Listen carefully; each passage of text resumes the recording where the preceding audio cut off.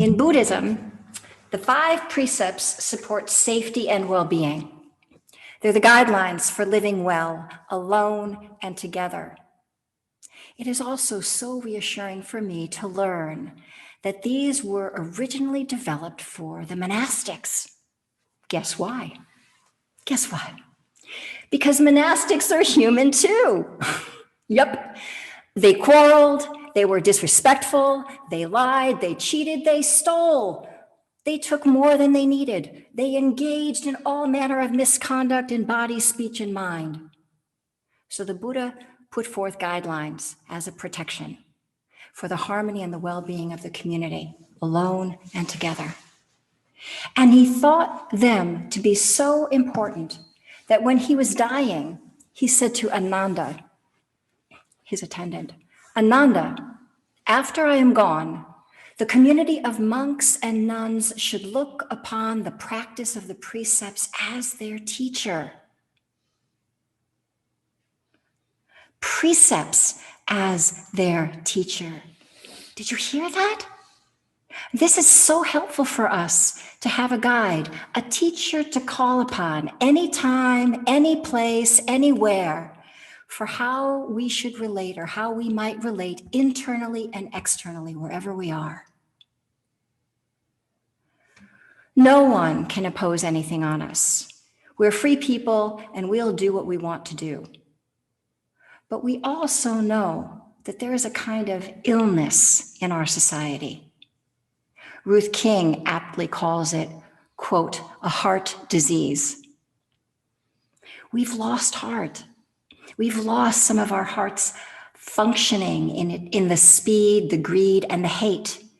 And with it, our moral compass is less accurate, which inhibits our ability to see and discern the truth from fiction, or to really sense the impact of our actions. The ouch.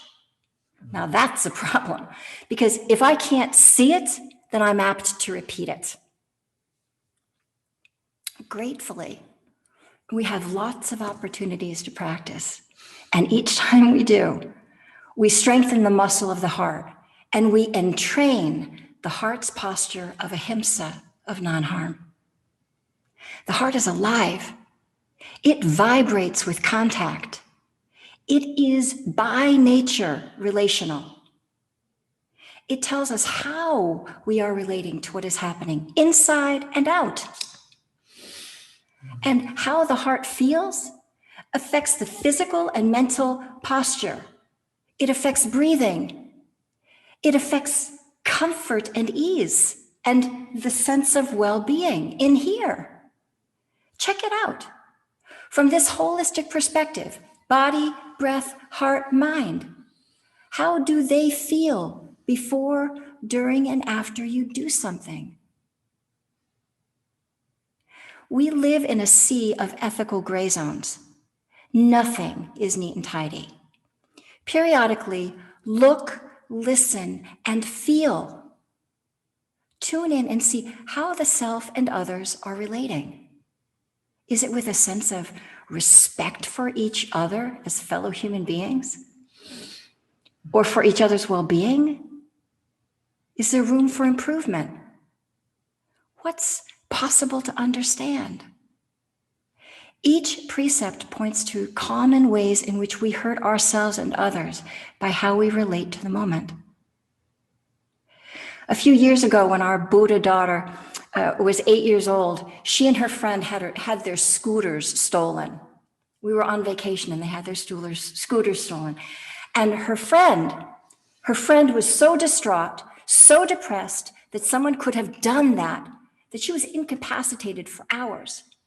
And our Buddha daughter, she came home, and though she was disappointed, she kind of spontaneously blurted out that whoever stole it must have needed it more than her. I thought, oh my gosh, that would not be my first reaction.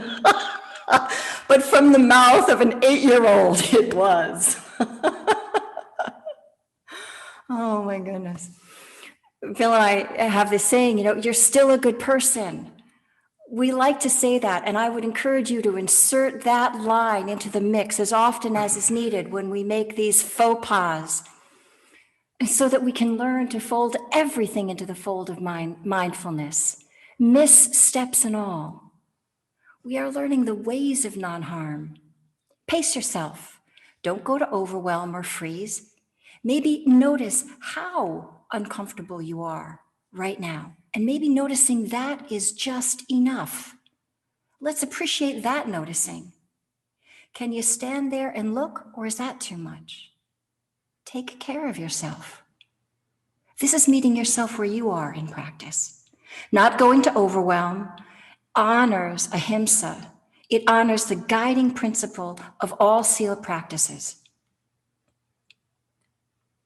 The precepts can also be written in terms of cultivation as opposed to restraint, which I think is a very helpful practice for us here in the West and in other places like this. Because even though Buddhist precepts aren't commandments, to many of us, to our ear, they sound like commandments. Thou shalt not kill. Thou shalt not steal. Sort of like that, you know? That's where my mind used to go. And to the degree to which it sounds like that, we're likely to resist. No one's going to tell me what to do or how to do it, right? Sounds familiar. So let's not hit that tripwire.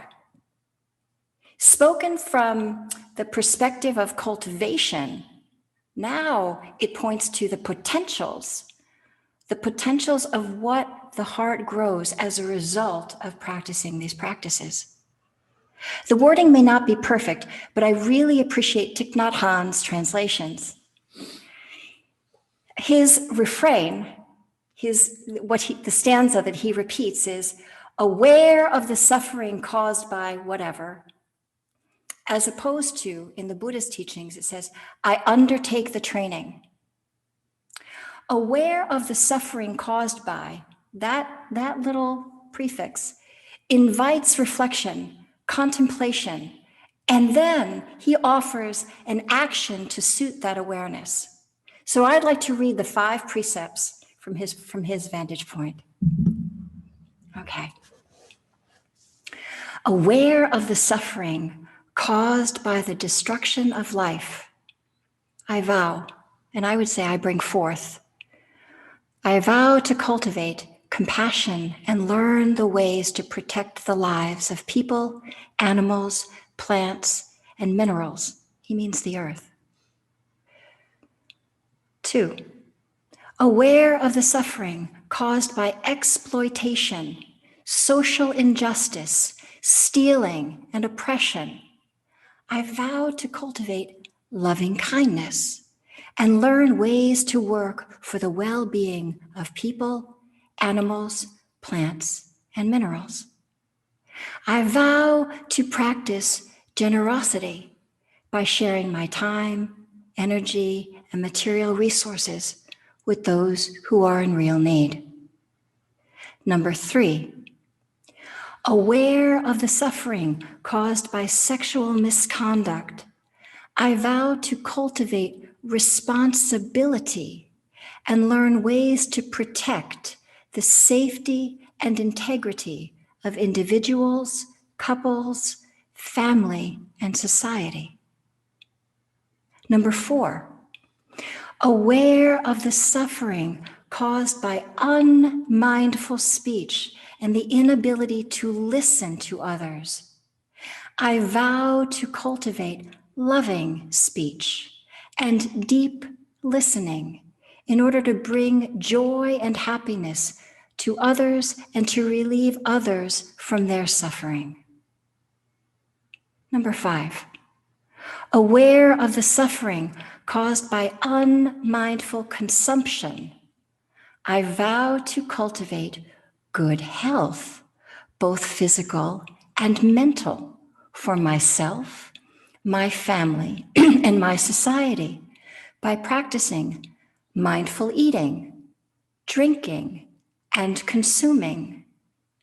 I vow to ingest, to take in only items that preserve peace, well-being, and joy in my body, my consciousness, and the collective body and consciousness of my family and society.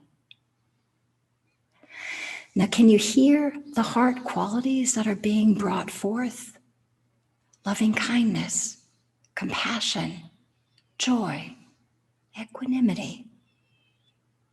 The Brahma Viharas, he's bringing them forth. The wholesome heart qualities that are antidotes, balms, B-A-L-M-S, that counter and or balance the unwholesome. We train ourselves to let go of the unwholesome, and we train ourselves to cultivate the wholesome. So let's bring these wholesome heart qualities forth today. Let's do that in our practice and in the day. It's for our welfare. Thank you.